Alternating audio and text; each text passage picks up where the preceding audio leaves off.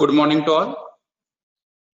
Now in this session, we are going to discuss about the building and other construction workers, Regulation of Employment and Condition of Service Act 1996. So there is another act that is in 1998 and there is other act and rule regarding the cess. But this is the main and first act which is oriented to the building and other construction workers. So for focusing, for providing the facilities, for giving some restrictions, for guiding the builders or the owners, this acts come into picture, that is in 1996, right? So we will discuss one by one what exactly the sections are involved in this act, and we will discuss more on the main sections which is focusing on the safety, health and environment, and we will go through just for the other sections, but we are going to discuss about the OSH. What is the chapter 1, that is preliminary. Under that, you know that in every act the preliminary chapter contains short title, extent, commencement and application, and then definitions. So these acts come into picture in 1996. It extends to the whole of India and it shall be deemed to have come into force on 1st day of March 1996. It applies to every establishment which employs or had employed on any day of the preceding 12 months 10 or more building workers in any building or other construction work. So it is applicable from 1996 from 1st day of March, and it is also applicable for the building or construction work where 10 or more building workers are involved. So it doesn't mean that it is applicable only for the building purpose. So building or other construction work. So it may involve other construction works also. So if the workers are more than 10, then this act is applicable to that building and construction work. Right? Then in the definition part, there are different definitions. So we will go through the definition which are general, that is appropriate government. We know the appropriate government. Then beneficiary means the building workers. Board means building and other construction workers welfare board. Then building or other construction works, it means the construction, alteration, repair, maintenance or demolition of or in relation to buildings, streets, roads, railways, tramways, airfields, irrigation, drainage, embankment and navigation work. Flood control works, that includes stormwater drainage works, then generation, transmission and distribution of power, water works including channel for distribution of water, then oil and gas installation, electric lines, wireless, radio, television, telephone, telegraph and overseas communication, dams, canals, reservoirs, watercourses, tunnel, bridges, viaducts, aqueducts, pipelines, towers, etc. So there are different construction work which is mentioned in this definition, that is section 2D, where we can understand what exactly the other construction work is. Because generally by the common people it understood that it is only a building work, but it is not only a building work, it also includes these type of work. So that may be a irrigation work, that may be a electrical line work, that may be a canal work, that may be a dam work, that may be a other types of work which is mentioned in this section. So this definition is very important as far as this building and other construction workers act is concerned. Then other work is cooling towers, transmission and such other works as may be specified in the behalf by the appropriate government, right? So these are the different works which involves and the act is applicable to these type of workers where this work is involved, right? So it is applicable to all the building and other construction workers by this act, and it is similar to the Factory Act, but it is not exact the same way of the Factory Act, because some definitions in the Factory Act are differ than the Building and Other Construction Workers Act. So this act is focusing on the building worker. So this definition is also important. So this building worker means a person who is employed to do any skilled, semi-skilled or unskilled, manual, supervisory, technical or clerical work for a hire or reward, whether the terms of employment be expressed or implied in connection with any building or other construction work, but does not include any such person who is employed mainly in managerial or administration capacity, who being employed in a supervisory capacity draws wages exceeding 1,600 rupees per mensem or exercises either by the nature of the duties attached to the office or by reason of the powers vested in him, functions mainly of managerial nature. So the persons who are having the managerial work or administrative capacity work are excluding other workers which are involved in this building or other construction worker is nothing but the building worker. So it is called as building worker as per section 2E.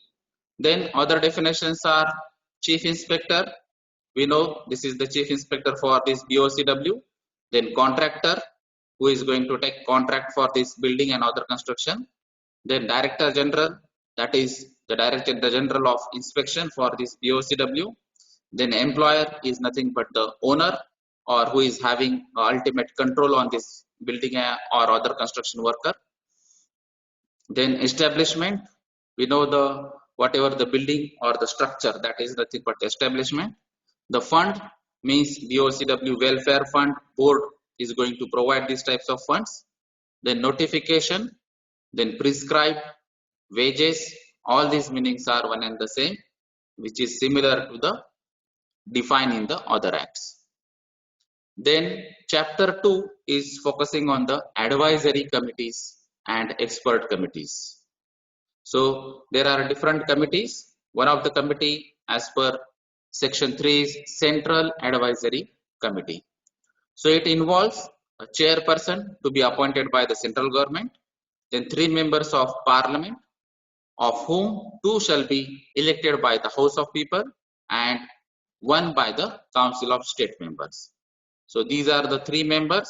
One is chairman, then the DG member, ex officio, then such number of other members not exceeding 13 but not less than 9, as the central government may nominate to represent the employers, building workers, associations or architects, engineers, accident insurance institution and any other interest which in the opinion of the central government. So central government can appoint all these other members also. The main concern is the chairperson, the main 3 members, director general member and other members not less than 9 but not exceed than the 13. So all these members who are expertise in this field, especially in the building, architect, engineering, accident insurance, etc. So this is the Central Advisory Committee who can guide to the State Advisory Committee, who can help in case of any emergency situation, in case of any funding deficiencies, in case of any updated guidelines. This Central Advisory Committee is going to guide the State Advisory Committee. Then the rule 4 gives you the idea regarding the State Advisory Committee. So it includes a chairperson to be appointed by the state government, 2 members from the state legislature to be elected from the state legislature members, a member to be nominated by the central government, the chair, chief inspector member ex officio and such number of other members not exceeding 11 but not less than 7. Now in this state committee, it is not less than 7, not more than 11. In the central, it is not less than 9 and not greater than 13. So here the chairperson is appointed by state government. In the central advisory committee, it is appointed by the central government. Then this state advisory committee is taking the guidance from the central advisory committee. Whatever the orders are given by the central advisory committee, that should be followed by the state advisory committee. And this state advisory committee again going to give the guidance to the other members who are actually involved in the building and other construction work. Then as per rule 5 is concerned, there is a expert committee. The appropriate government may constitute one or more expert committee consisting of persons specially qualified and in building and other construction work. So there may be a separate expert committee who are the expertise members in the building and other construction works. So sometimes for the fees, for the allowances, for the funding, for the solving the different cases or special cases, this expert committee member is going to work. Then chapter 3 is focusing on the registration of establishments. So whatever the establishment that is construction is there, for that registration, rule number 6 gives you the guidelines for the appointment of registering officers. So the appropriate government may by order notified in the official gazette that these persons are appointed as a gazetted officer by this government for this registration purpose. So we have to apply for the registration of the establishment towards these gazetted officers. Then rule 7 gives you the idea regarding the registration of establishment. So every employer shall in relation to an establishment to which this act applies on the commencement within a period of 60 days from such commencements. So within 2 months you have to register your establishment, and then only you can proceed for the construction work. In relation to other establishment to which act may be applicable at any time after such commencement within a period of 60 days, the date on which act becomes applicable to such establishment. So you can go for the other establishment also, but after 60 days after the registration of the first one. So it is applicable to all the establishment or the construction work, building work, etc. So the responsible person for this registration is employer. Then rule number 8 gives you the revocation of registration in certain cases. So there are some cases where you can get the revocation of registration, and it is a final decision by the gazetted officer appointed by the appropriate government. Then section 9 gives you the appeal facility. So you can go for the appeal in case of any objection in the registration part or in any type of part towards the registered office or towards the gazetted officers. Then what is the effect of non-registration that is mentioned in the section 10. So your establishment can't be continue, the construction work can't be continue without any type of registration. So without registration, it means it is illegal construction or building work. Then chapter 4 is focusing on the registration of building workers as beneficiaries. So in the previous chapter, that is the registration of establishment. Now in this chapter 4, it is the registration of building workers.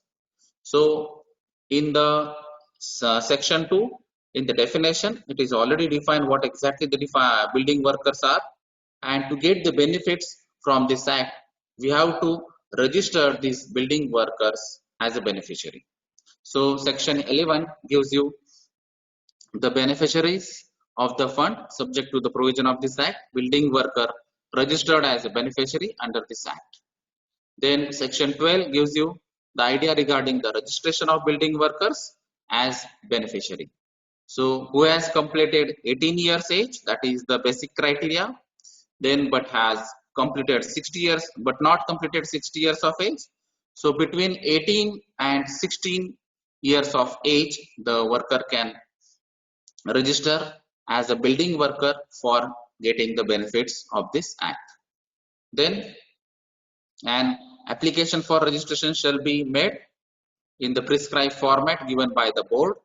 Every application under section 2 shall be accompanied by such documents which is clearly shows that your age is above 18 and below 60. Then the officer will verify all these criteria and eligibility and will sanction the benefits from the after the registration as a building worker. Then section 13 gives you the idea regarding the identity cards. So after the verification by the boards as a building worker, so you are the employee of a particular company, you are the building worker of the particular construction work or a building work, and your employer will give you the identity card regarding the same. So beneficiary who has been issued an identity card under this act shall produce the same whenever demanded.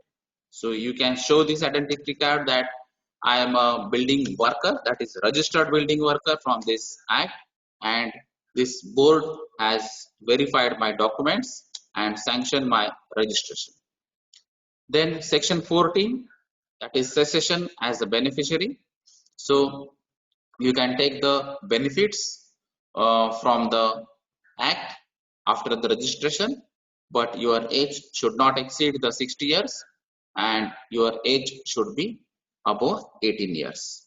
Then register of beneficiaries, that is 15. So you have to make the record of all these building workers.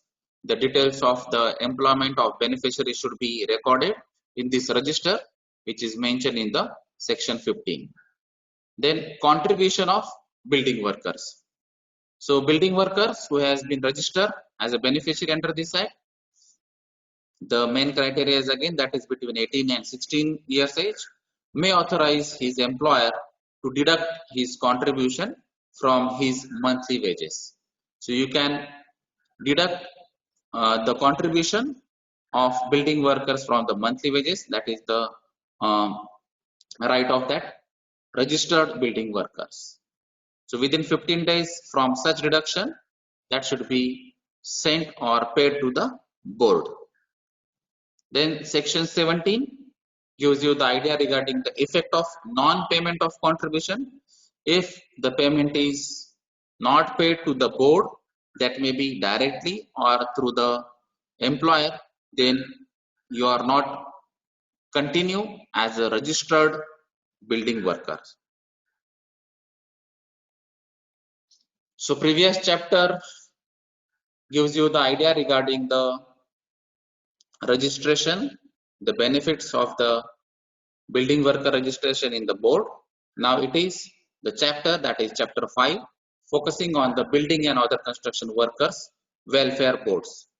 So whatever we have discussed in the previous chapter, the board is nothing but the BOCW welfare boards. So section 18 gives you the idea regarding the constitution of this state welfare boards. So every state government shall, with effect from such date, it is maybe notification, appoint, constitute a board to be known as the BOCW welfare board to exercise the power conferred on and perform the functions assigned to it under this act. So it is a body corporate by the name aforesaid, having a perpetual succession, and common sea line shall be said name, shoe and shoot. So board shall be consist of a chairperson nominated by the central government and other members of the board not exceeding 15 and as may be appointed to the or by the state government. So chairperson is by the state government and other members from the state government, maximum 15 members can be allowed. So these members are going to verify the document.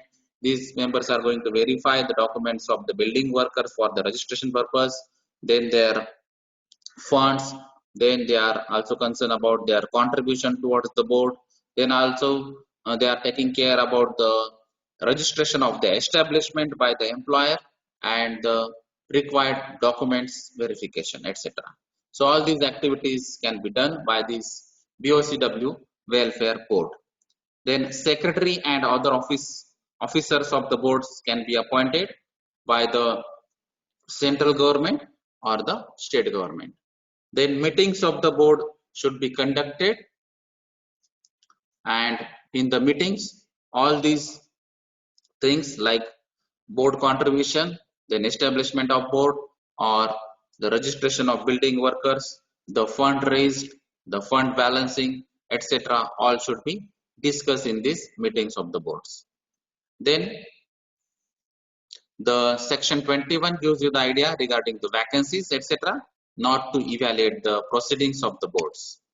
So in case of any vacancy created in the board, that is in the as a board member or a chairman, due to any defect in the constitution of the board or any defect in the appointment of a person or any irregularity in the procedure of the board not affecting the merits of the case, then the chairperson, the board members are having the rights to fill these vacancies. Then section 22 gives you the idea regarding the functions of these boards. So there are different functions of these boards.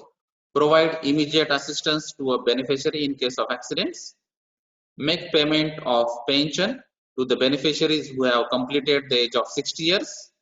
So 60 years is the main criteria for the retirement, and after 60 years you can get the benefits as a pension.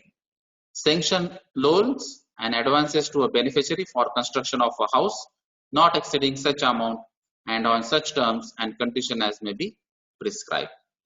Pay such amount in connection with premia for group insurance scheme of the beneficiaries as may be prescribed. Give such financial assistance for the education of children of the beneficiaries as may be prescribed. Then meet such medical expenses for the treatment of major ailments of beneficiary or such dependent as may be prescribed. Make payment of maternity benefit to the female beneficiaries and make provision and improvement of such other welfare measures and facilities as may be prescribed.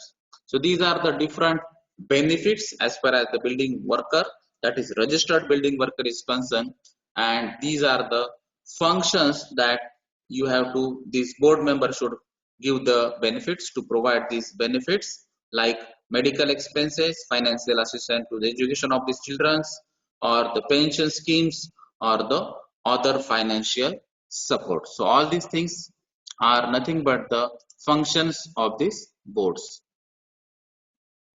Then section 23 gives you the idea regarding the grants and loans by the central governments. So in the function of the board itself, it is clearly mentioned that the loans can be passed to the building workers, and all these loans by the central government can be granted by granting and verifying all the documents and necessary conditions. Then section 24, building and other construction workers welfare fund and its applications. So for getting the benefits of any type, that may be a loan, that may be education finance supports, that may be a maternity benefit for the female beneficiary, etc., or some other allowances, remunerations, or salaries, you have to apply towards the boards, and then board will verify the conditions and will give you the benefit. Then section 25 gives you the idea regarding the budget, that is board shall prepare the budget for each financial year and for the next financial year also.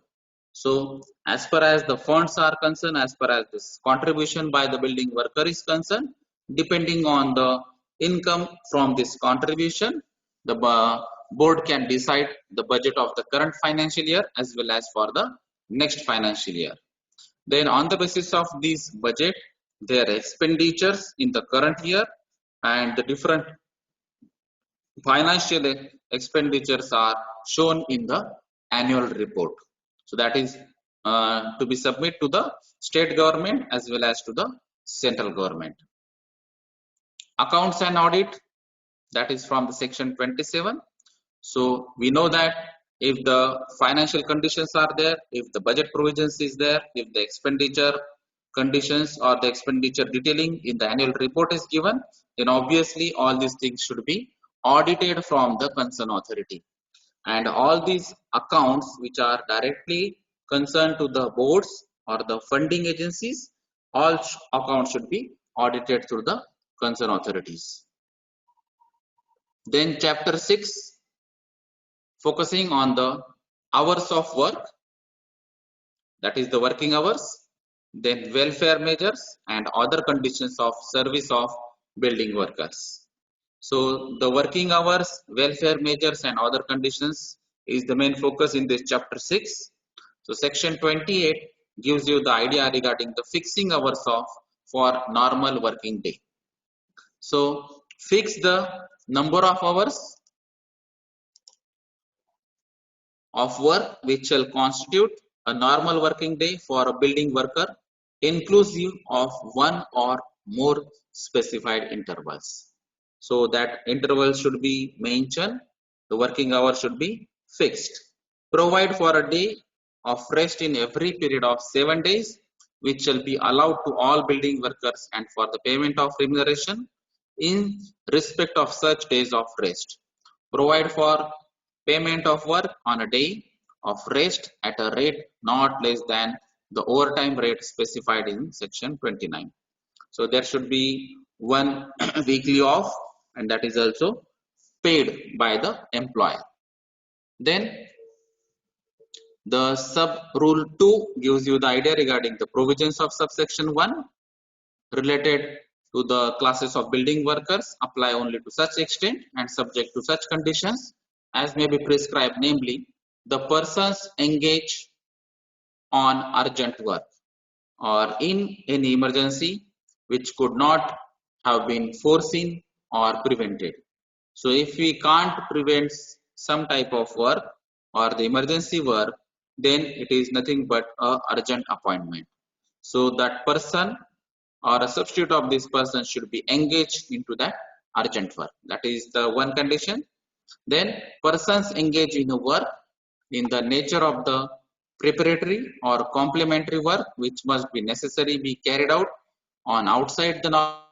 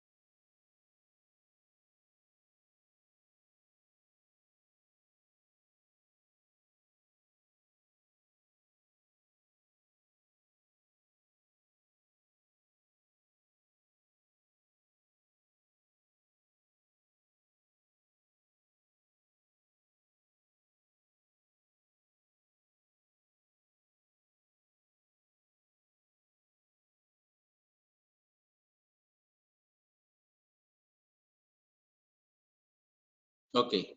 So in the next section, that is 29, wages for overtime work. So sometimes it is a need of hour, it is the need of urgent work that the worker should go for the overtime. And for this overtime work, so additional wages should be provided to that worker who are doing this overtime work. Then section 30 gives you the idea regarding the maintenance of registers and records.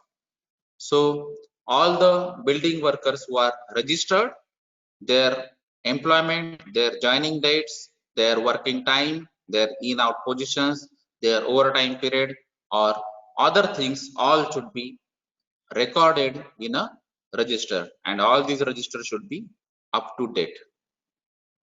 Then section 31 gives you the idea regarding the prohibition of employment of certain persons in certain building or other construction work.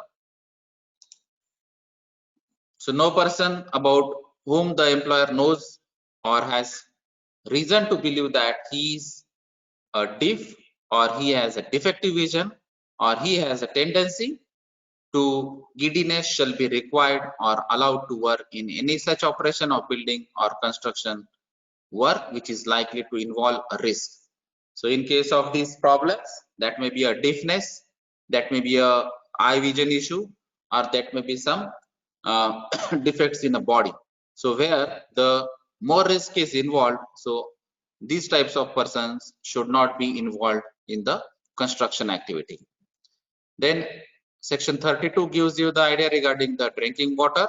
So drinking water should be provided to all the persons, and that is should be away from the 6 meter of any washing place, urinal or latrine.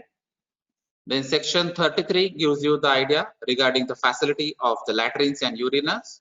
So in every place or in all the establishment, that may be a building work, that may be other types of construction work, these latrines and urinals should be provided in that place where the activity is going on. Then section 34 gives you the idea regarding the accommodation. So some accommodation facility can be given, can be provided by the employer on a temporary basis, that is called as temporary accommodation. So as far as this act is concerned, a temporary accommodation should be provided to all the employees who are working in the construction work or who are working in the building work. So after the completing that project, this temporary accommodation can be demolished. Then section 35 gives us the idea regarding the facility that is called as creches. So in every place where more than 50 female building workers are ordinarily employed, there should be provided and maintain a suitable room or rooms for the use of children under the age of 6 years of such female workers. So if more than 50 female candidates are there, the workers are there, and if their children are under the age of 6 years, then creches should be provided in that construction or workplace. So such room shall provide adequate accommodation, be adequately lighted and ventilated.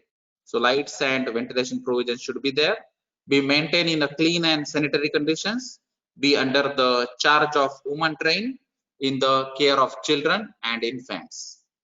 Then section 36 gives you the idea regarding the facility about the first aid facility. So the first aid box and other first aid facility should be provided to this building worker. Then section 37, that is another facility called as canteen, etc.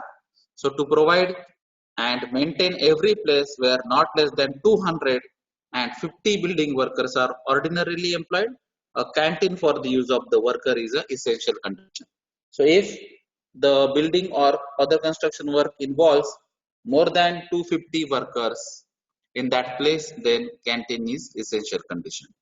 to provide such other welfare measures for the benefit of building workers as may be prescribed. So depending on the condition, whatever the conditions they required as a building worker should be provided by the employer. Then chapter 7 is going to focus on the safety and health measures. So section 38 gives you the idea regarding the safety committee and the safety officers. So in every establishment where 500 or more building workers are ordinarily employed, the employer shall constitute a safety committee. So if there is more than 500 workers in that establishment, then safety committee should be formed. Then by the employer, and then the building workers as may be prescribed by the state government, provided that the number of persons prescribed or representing the worker shall in no case be less than the persons representing the employer. So employer representation is equal to the building workers representation. That is the fact in the safety committee members. In every establishment, 2 in subsection 1, employer shall also appoint a safety officer who shall possess such qualifications and perform such duties as may be prescribed. So these safety officer must have the knowledge about the construction activity, must have the knowledge about the legal requirement and the necessary conditions, and the facilities should be provided to the building worker through the safety officer by overlooking or inspecting the different activities which are under the construction. Then 39 gives you the idea regarding the notice of certain accidents. So in case if it is the case that the accident is happened, then within 48 hours the report of this accident should be given to the concerned authority. So if it is reportable accident, then you have to report to the concerned authority, that is state government representative. And if it is not a major accident or reportable accident, then that worker is going to join again after the first aid treatment. In case of facility, it is again a compulsory condition to report to concerned authority. Then section 40 gives you the idea regarding the power of appropriate government to make rules for the safety and health of building workers. So this is the power which is given to the appropriate government, that is the state government, or in some cases that is central government. So to make the rules regarding for providing the facilities, for providing the financial support, for providing the funding provisions, for providing the welfare funding or welfare facilities to the building worker as far as the safety and health is concerned, then this power is given to the appropriate government. So this appropriate government can modify, can rectify, can make changes in these facilities or the funding amount. So all these things are depends on the inspection by these state government authorities, by giving some guidelines for the improvement in the facilities, for the improvement in the construction activities, for improvement in the safe practices on the establishment site. All these things depends on the state government's observations. So these are the different conditions on which this approval or the authorities or the power of this appropriate state government is depend. So in case of fire, in case of accident, in case of incidents, what should be done? All these guidelines can be given by the appropriate state government. And the Bureau of Indian Standard established under the BIS 1986 regarding the use of any article for process covered under this act is in a building or other construction works. So whatever the tools, equipments you are going to use, that should be tested through the BIS facilities with reference to this BIS Act 1986. Then section 41 gives you the idea regarding the framing of model rules for safety measures.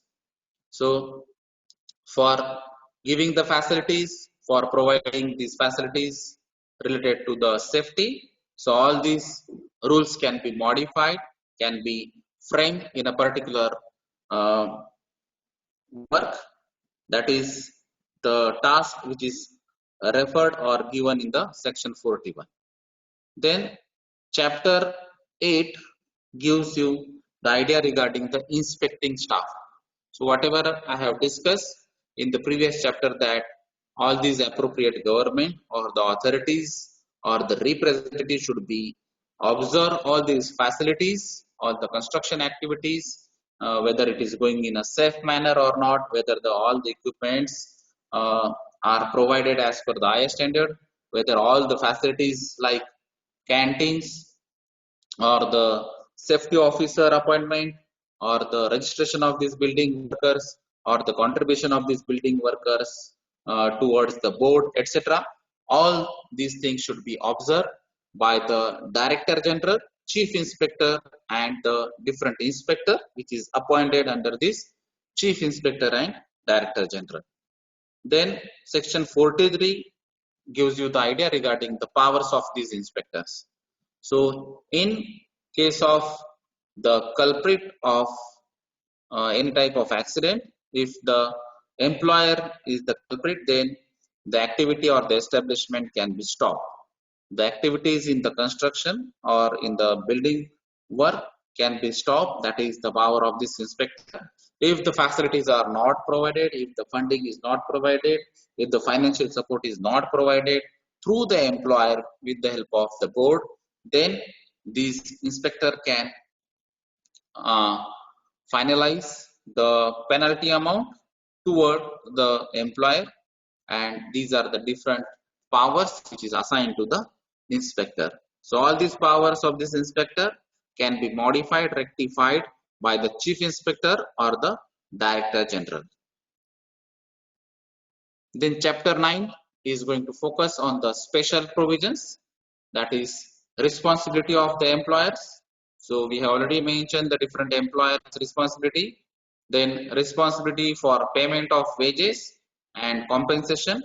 So it is the case especially when the overtime is there, overtime work is there, for the overtime work wages, then for daily wages, for the weekly off wages, and for the regular wages. All these types of wages and the compensation regarding the maternity benefit, regarding the other benefits which is mentioned under the board's facilities should be given to the building workers through the employer. That is the responsibility of the employer for the payment of these types of wages and compensation. Then section 46, notice of commencement of building or other construction work. So we can give the notice to the building or other construction work to the employer or to the person who is the ultimate control. So that should be addressed, that should be communicated to the worker what exactly this notice is, that is regarding what subject and what may be the adverse effect on or with reference to these notices. Then chapter 10 is going to focus on the penalties and procedures. So I have already discussed about these inspectors powers, the chief inspector powers or the director general power. So all these dignities are having the different powers to finalize the penalties for any type of wrong or illegal power used by the employer, and that is why the penalty provision is also mentioned in the section 47. The 48 gives you the idea regarding the penalty for failure to give notice of the commencement of the building or other construction work. Then penalty for obstructions in case of the employer is going to refuse, if employer is going to object or if employer is going to cross the inspector or the chief inspector regarding the examination, inquiries, investigation of any type of incident, accident, etc., then there is a penalty for obstruction facility under the section 49. Then there is another penalty for other offenses. So the offenses which is mentioned uh, under the above section, other offenses can be happen by the employer or the other types of administrative or managerial persons, and for that purpose this section 50 guides you regarding the penalties for the other offenses. Then 51 gives you the idea regarding the appeal. So it is a facility. Any person aggrieved by the imposition of any penalty under the section 50. So for the other offenses penalty, you can take objection if you are not going to convince, if you are not accepted this type of penalties with reference to the section 50,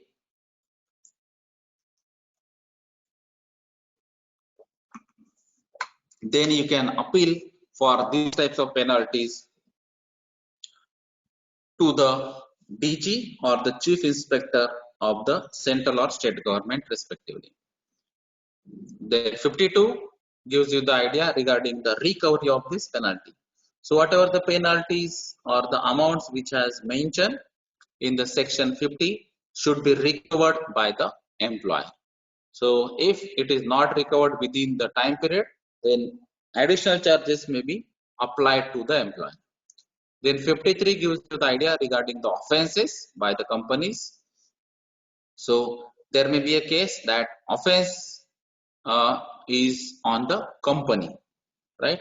So in case of illegal provisions, illegal constructions, illegal construction activities, the offense can be shown on the companies. Then 54 gives you the cognizance of offenses. So again, Director General, Chief Inspector and inspectors are involved, and no court shall take cognizance of any offense punishable under this act. Then 55, there are some limitations of the prosecutions. So this is the facility provided in the section 55.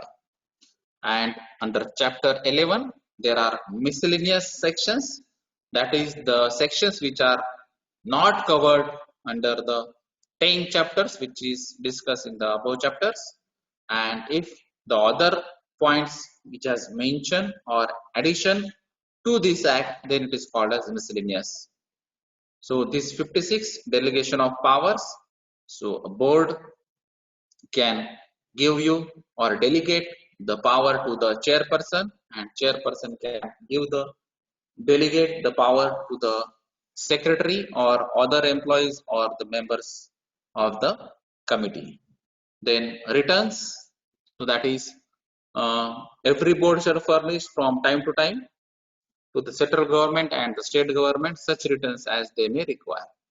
Then 58 gives you the idea regarding the application of the Act 8 of 1923 to the building workers, that is the provision for Work Compensation Act 1923. Then 59, that is protection of action taken in good faith.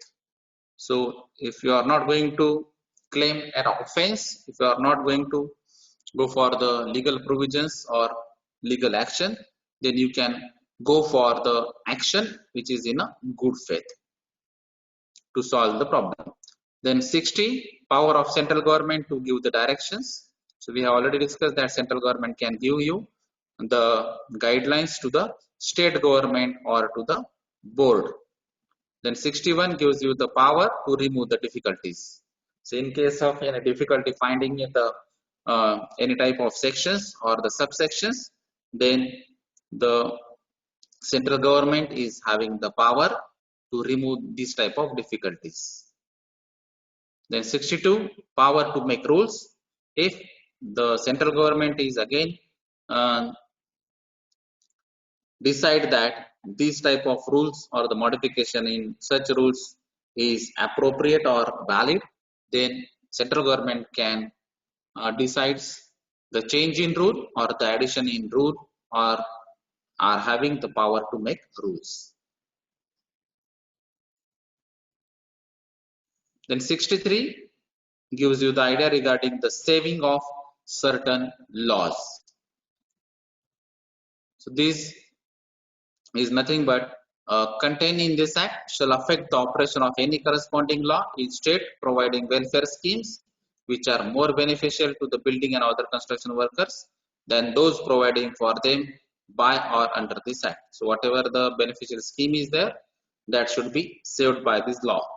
Then repeal and saving is discussed in the section 64, that is BOCW. Third ordinance 1996, ordinance 25 of 96 is hereby repealed. Note, withstanding such repeal, anything done or any action taken under this said ordinance shall be deemed to have been done or taken under the corresponding provision of this act. So this is all regarding the Building and Other Construction Workers Act 1996.